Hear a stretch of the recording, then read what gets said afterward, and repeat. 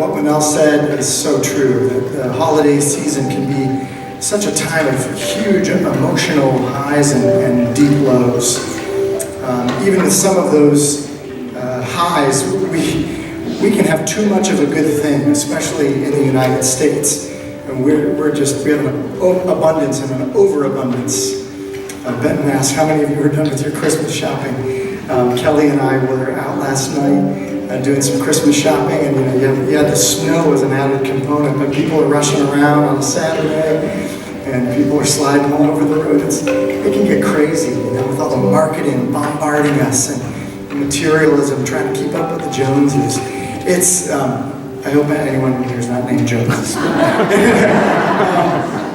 But we can put added pressure on ourselves of putting too many good things, all the relational pressure, all the financial pressure, and all the frenzy that we run around, and we just feel like we have to pack it all into December.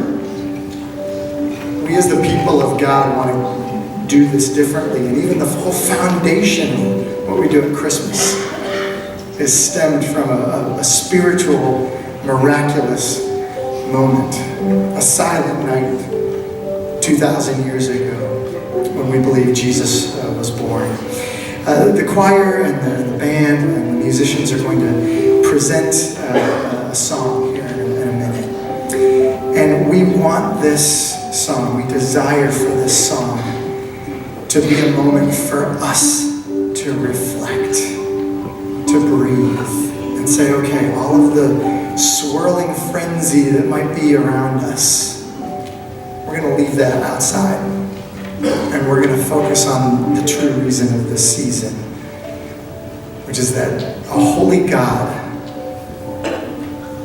became a baby. When after Jesus was born, Mary and Joseph take him to the temple to be dedicated, much like parents will do a child dedication here, like we had a couple weeks ago. But there was a gentleman who was at the temple. His name was Simeon. And this is from Luke chapter 2. And he was told by God that he wouldn't see death until he saw Messiah's face.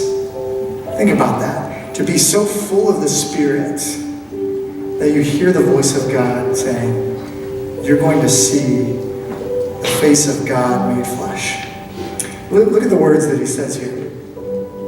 When Mary and Joseph bring him to the temple and he sees Jesus, he says, Lord, now you are letting your servant depart in peace according to your word. For my eyes have seen your salvation, that you have prepared in the presence of all peoples a light for revelation to the Gentiles, that's most of us in this room, and for the glory of your people, Israel. My eyes have seen your salvation. Look at this verse that the choir will be singing. Sacred infant, all divine, what a tender love was thine, thus to come from highest bliss down to such a chaotic, frenzied world as this. This is the God-man that we worship. May you remember, may you soak in and breathe during this song.